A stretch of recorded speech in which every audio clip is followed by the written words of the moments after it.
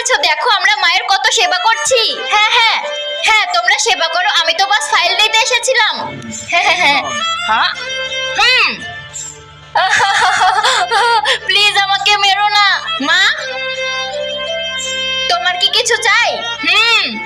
কিছু বললে তোকে এখানেই মেরে ফেলবো। আমার কিছু চাই না বাবা। মা